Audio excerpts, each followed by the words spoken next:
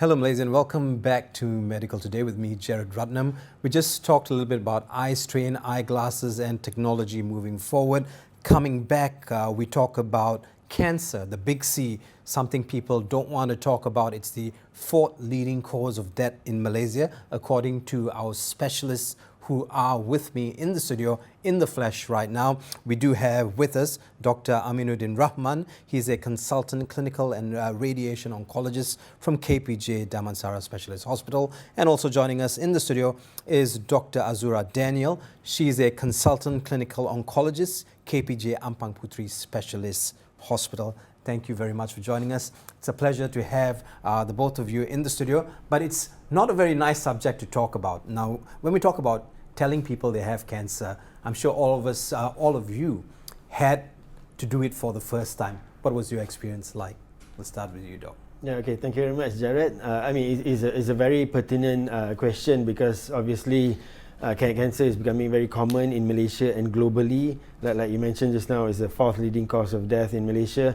So it is quite a devastating diagnosis for anyone, not just to the patient but also to the family. So obviously when we talk to the patient about the diagnosis, we have to do it very compassionately, caring. We do a lot of counselling.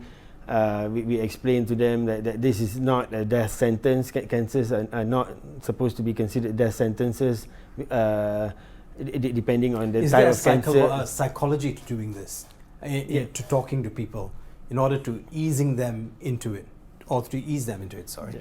I think it's really hard.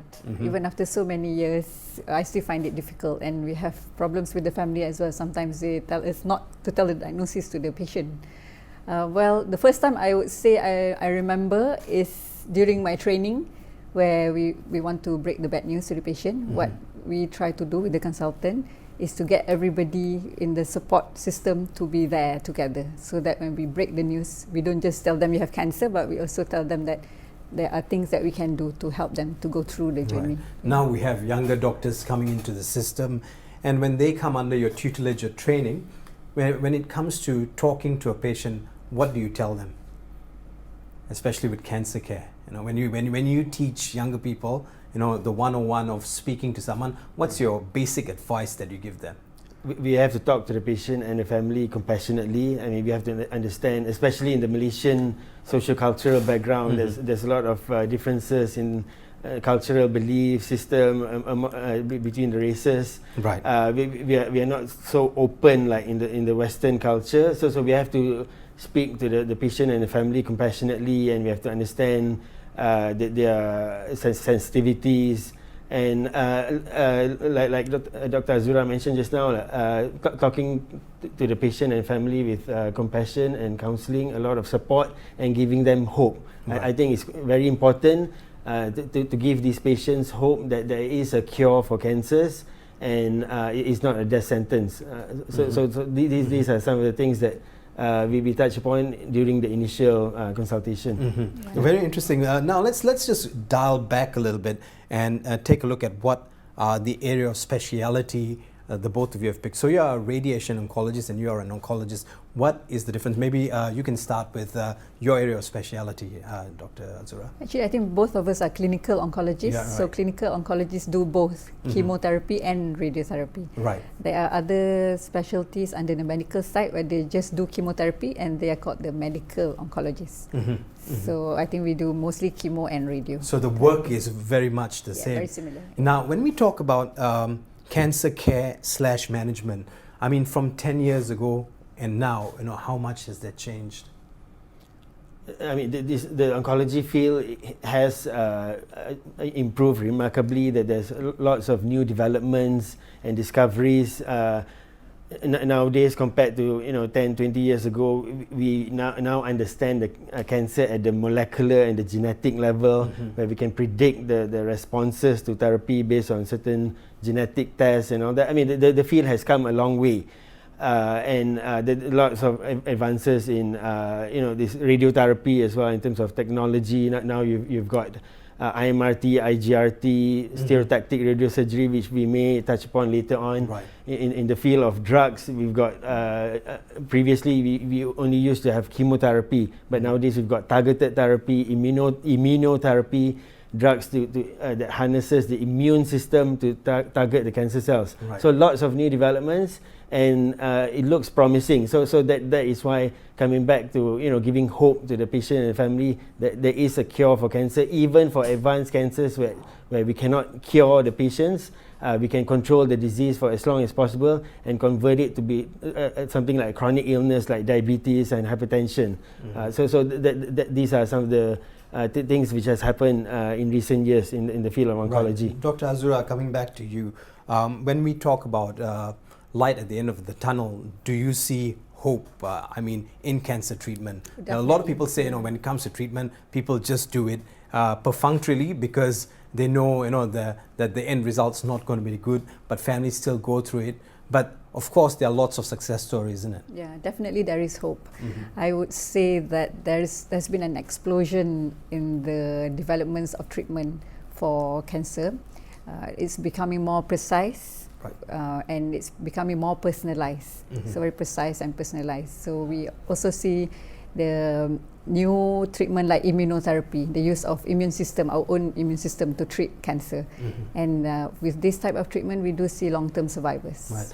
Dr. Aminudin, when you talk about radiation therapy as an option to cancer treatment, when do you suggest, how do you know that this person needs radiation therapy, or how do you give them options? Okay, so radiotherapy is a very important component of the management of cancer. We as oncologists, we treat patients with the non-surgical treatment, radiation and chemotherapy with drugs. We also closely work with our surgical colleagues, the surgeons, like breast surgeons, colorectal surgeons, head and neck surgeons, and then usually in most cases we will discuss with our colleagues about the optimal management of patients. So most cancers, these are the options of treatment: surgery, radiotherapy, and chemotherapy, either in sequence, combination, or alone. So it all depends on which type of cancer it is, what stage it is, the condition of the patient, the age, the performance status, fragility, and so forth. Right. Dr. Azura, would you like to weigh in on this? We're talking about what the options people have as treatments, and when you pick radiation therapy, why do you pick radiation therapy? So I think most of the cancers now are being treated with multimodality. So many types of cancers do need multiple treatments, including surgery, chemotherapy, and radiotherapy. So radiotherapy is more targeted to a specific area. So for example, breast cancer, there is an area that you can actually treat. So those patients may require radiotherapy, or like rectal cancer, or brain cancer or lung cancer. So it depends on the stage and the need for the multimodality treatment. Right. So when you talk about radiation, what are the benefits of radiotherapy? Radiotherapy is a very effective form of a non-surgical form of treatment for cancer.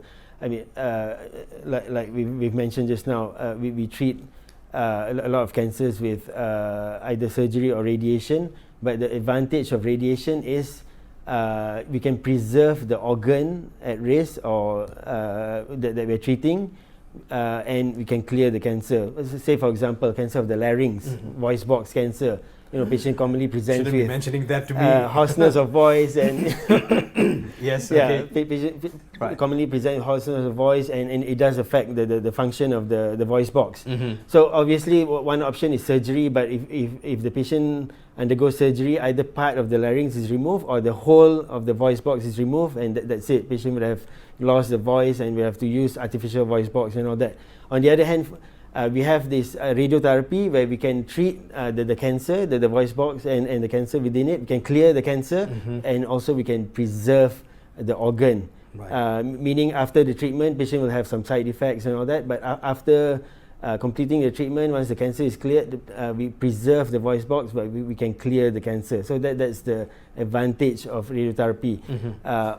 we want to cure the patients from cancer. We want to preserve the organs at risk, and also we want to preserve the quality of life for the patients. The patient can go back to, the family and the career, right, and function normally. It's interesting you mention quality of life simply because there's a lot of stories out there. You go to social media, there's a lot of shock, horror, and disbelief kind of stories that come along, saying that as soon as you opt for treatment in cancer treatment by big pharma, you are weakening the immune system. So many things are happening. Cells are dying. A lot of horror stories. What would you like to add in with regards to that, or dispel with regards to that? Yeah. So actually, if you talk about the immune system, the cancer itself can cause weakened immune system, Right. because the cancer may infiltrate into the bone marrow and cause the white blood cells that fight infections to be low. So when it comes to the treatment, when you talk about treatment options, they say treatment options also will weaken your immune system. Yes. Is that a myth, or is there any truth in that? There is truth in that. Yeah, so both types of treatment, chemotherapy and radiotherapy, can weaken the immune system. But usually there are ways to overcome this. So for each individual patient, usually we will tailor the treatment according to their weight and height and the need and the area that is irradiated if we use radiation. And there are also treatment to overcome very low immune system by giving booster injections to improve. Now, when it comes to treatment, when you're talking about radio treatment, what does a patient experience during radio treatment? Yeah, so radiotherapy again is a local treatment. So basically, if you're treating head and neck or breast or the pelvis for prostate cancer, for example, there's another, not many people know the option of radiotherapy for prostate cancer, again as an alternative to surgery, where we can preserve the organ and clear the cancer and maintain the quality of life. So basically, patients undergo a daily treatment Monday to Friday for several weeks. How many treatments exactly will depend on whether the treatment is curative or to cure the cancer, or palliative to just to control the disease for advanced cancer. And radiotherapy is using what we call mega voltage X-rays. Just to give you an idea, the X-rays that we use for CT scans or X-rays is kilovoltage. So these are mega voltage, deeply penetrating X-rays, which can penetrate deeply and can kill the cancer cells. Initially, the patient will not feel. Doesn't sound like a lovely Sunday afternoon, Yeah, so I mean, it does sound very mysterious or very scary, but to be honest, I mean, most patients will not feel anything initially, but after several weeks they will have side effects. Right. So cancer treatments are different compared to treating other diseases, where the treatments itself will cause side effects, but most of these side effects, like for radiotherapy, are temporary, are easily manageable, and are reversible. So like I said, eventually we're going to cure the cancer, preserve the organ, patient will go back to the family and career as a normal person. Yeah. When we talk about therapies, like you said, mentioned earlier on, Dr. Azura, there are many options with regards to therapy. Now, which type of therapy has the greatest impact on one's immune system? So I think the most extreme form of chemotherapy and radiotherapy. So chemotherapy, there are types that we give high dose. You just scare us with megawatts. So what's the extreme form now? High dose chemotherapy, where it rapidly ablates the bone marrow. So when you give high dose chemotherapy, this is more for hematological malignancies, leukemias, lymphomas. By doing that, you actually need to replace the bone marrow by doing stem cell transplant, and you regenerate the bone marrow. And also with radiation, there's this form of total body irradiation, where you give radiation to the whole body, and that will also deplete the bone marrow. And it's usually used as a form of treatment under controlled conditions. So while convalescing, while getting after treatment, once the treatment is over, can a person's life come back to normal? I think that's the more important question if you're talking about extreme radiotherapy. Yeah, of course. I mean, the point of treating these cancer patients is to cure the cancer, and also, like I've mentioned just now, preserve the organ, maintain the quality of life. Patient goes back to the career, family, and society. So coming back to the myths in social media about cancer treatment in hospitals, I feel it is a misinformation in the modern age. Previously, we don't have information, but now we've got misinformation because of social media. Too much information sometimes. Too much, yeah. And also misinformation, especially with regards to cancer therapy. And all the treatments that we recommend are based on high level of evidence, where we compare with the previous treatment and we try to get the patients better outcomes. And most of these, the side, of course, a lot of these treatments for cancer in hospitals, they have some side effects, but again, it's limited, it's reversible. I feel a lot of people in Malaysia, especially, they want a fast and easy treatment for cancer. That is why they go for alternative therapies. We're always looking for that one pill which will yeah, cure exactly, everything. exactly. So that's the problem. So and that kind of mentality is being promoted by this social media thing. So that's the challenge that we have at the moment, to educate the public, to educate society that our treatments are effective. Our treatments may have some side effects, but these are temporary and reversible and manageable. Very interesting you say that. When you talk to patients and when you tell them about their options and what you plan to do, when you put together a treatment plan for them, do they say, look, I've done research on this study and this is what it says? Do they counter-argue sometimes? Yeah, of course. We get second opinions. We get patients with family members from abroad giving us all these opinions and all that. I mean, we are open to that, but I mean, we are also quite familiar with dealing with these kind of issues, where we've got more. I mean, with social media, with the internet, patients are also. I mean, the plus point is patients are getting more educated. Patients are knowing their options.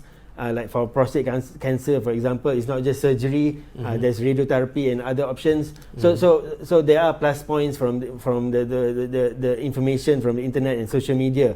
We're open to that, but of course we discuss the options and let the patient and family decide what they are comfortable with. You heard the saying, no pain, no gain. Right? Yeah. So sometimes we do tell the patients, you have to endure this, but in the end you do gain something about it. Yeah. Dr. Azura, here's something interesting. Like when treatments are ongoing and the immune system is breaking down, what are the signs and symptoms of an infection due to, say, a weak immunity or weak immune system? So the symptoms of infection are mainly fever. It's usually fever, sometimes associated with chills and rigors. So fever is usually of a worry when the temperature goes beyond 38 degrees. But if you have a weakened immune system, you tend to have you tend to be very vulnerable to infection. So any cough and cold around the house, you tend to catch it early and you catch it very frequently. And sometimes the illness is also more prolonged compared to other people, and needs stronger treatment to recover from it. Okay, saying if you have a patient, and I'm opening this question to both of you, and this person already has NCDs, has health problems already, say diabetes mellitus, probably hypertensive, so on and so forth. So how do you deal with that and the cancer and a weak immune system? So usually when they already have multiple comorbidity, elderly patients, we also have to take that into consideration in deciding the treatment for the patients. So we do try to give something that is more gentle to these patients. But if they do have the treatment and have infections, then they are more vulnerable. Then the threshold to admit them to hospital, to give higher dose or more strong antibiotics is higher. And maybe they do need booster injections as well. Right. Yeah, obviously, just a take on that. I mean, we don't just treat the cancer. We treat the patient as a whole, and we consider the family and all that. Right. So the patients who are more fragile, elderly, and all that, we have to be a bit more gentle. I mean, there's a lot of myths saying that doctors give a lot of these treatments which cause a lot of side effects, and the patient becomes worse after the treatment compared to before. But nowadays, with all these new developments, drugs and new technologies and radiation, side effects are actually less, and we can actually treat even elderly patients. There's some study recently showing that using lower dose of chemotherapy for elderly patients gives a similar outcome. to using a higher dose of chemotherapy. So basically, all these new developments are making a difference for the patient and the family members, right? In terms of controlling and curing the cancer. Right. I don't know if this is the latest in mosquito net technology. What am I holding? What am I holding? Yeah. Okay. Okay. So this is it's called a thermoplastic mask. Thermoplastic mask, meaning when it's hot, it's pliable, it's soft. Right. So we can shape it according to the patient's. Say in this is a head and neck area that we're treating with radiotherapy. So when it's cold, it becomes hard. This is actually used commonly for radiotherapy treatments, especially like head and neck area, where we keep the position of the patient in the same position, and we do these markings, right. and using CT scans and MRI, we can actually target the cancer, very precisely with so I guess, in what the both of you are saying, I guess we need to. I don't like blaming entities for this, but I think Hollywood, Bollywood, and Collywood, are to be blamed for the way they portray a cancer patient, and how the person goes through their life suffering, and it's not fun having being a person who's undergone cancer treatment, so on and so forth. Do you think what we see on TV is affecting the way we think about cancer treatment? Yeah, to a certain extent, yes. But the other point that I would like to make is we are not talking about this cancer enough. Cancer awareness is still lacking in Malaysia. I mean, I train in the West, in Ireland, in Canada. The awareness about cancer is, people talk openly about cancer and cancer awareness. It's not a taboo, or it's not like a death sentence. But in Malaysia, that's still a problem. Why do you think that is? I know people from my kampong who still goes and sees the bomo that's another problem. The what do you call that? The belief about alternative therapies is also very strong. I mean, there's a study from government hospital saying that 30% of cancer patients are lost from follow-up after diagnosis. That means they don't come back for follow-up treatment and so forth until later, once the cancer has progressed and it doesn't work. These alternative therapies doesn't work. So that's a problem. And then the other message that I would like to personally convey to the society, to the public society, is not just cancer prevention or prevention is better than cure. Early detection saves lives. A lot of these cancers can be detected early using examination by healthcare professionals, screening, and so forth. So once we detect the cancers early, like breast cancer, we can actually cure these cancers. So not just prevention is better than cure, but early detection saves lives. Right. How do we detect early? By going for screening for breast cancer, mammogram and ultrasound, for cervix cancer, pap smears, for colorectal cancer, colonoscopy.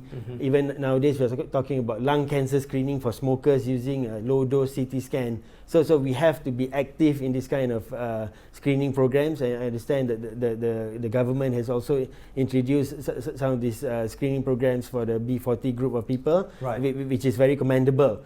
So it's not just prevention, it's better than cure, but early detection. So once we can detect early, we can cure the patients, we can try to change this kind of mindset. Right. So cancer is not a death sentence. Doc, what's your? We'll have you let you have the last say in this, being the only thorn among the roses. If you talk about quality of life, I actually have many patients who come to my clinic. They say, "Oh, my friends are all asking me, do I really have cancer? Because I look so well. I mean, I can still go to work, I can still go shopping." And there are also patients who refuse chemotherapy initially, and when they had to undergo chemotherapy because the disease relapsed, there are some who commented saying that, "Oh, I wish I had done it earlier because I'm quite okay undergoing the chemotherapy." So I think all these myths about all the side effects and all that is not true. So they should talk to this kind of people, right, who have undergone treatment. It's interesting that you talk about cancer awareness. We don't talk about it. Until a couple of years ago, we now talk about mammograms and how important it is for women to go out there and get their mammograms done, or at least, do self-checking, stuff like that. We already started the conversation. But as of late, there's been a bit of a lull. And why do you think that is? We've got about 1.5 minutes more, very quickly. Dr. Amin? Yeah, I mean, there's a very important point. We have to talk more about cancer. Cancer awareness is lacking in Malaysia. I mean, the most common thing that we're talking about is smoking for lung cancer. But we are also seeing passive smokers or second-hand smokers getting lung cancer, especially females. So cancer is common. So we need to talk about cancer awareness, cancer screening based on the specific cancers that I mentioned just now. And not just prevention is better than cure, but early detection saves lives. Cancers can be cured if detected early. Right. Yeah. Okay. Thank you. I think awareness programs, October especially is Breast Cancer Month. So there are lots of efforts by the medical side to try and promote this breast cancer screening for people to come. So there are actually hospitals who give out mammogram vouchers for them to come and do free mammograms. So probably in October you'll hear more about this. Right. Yeah.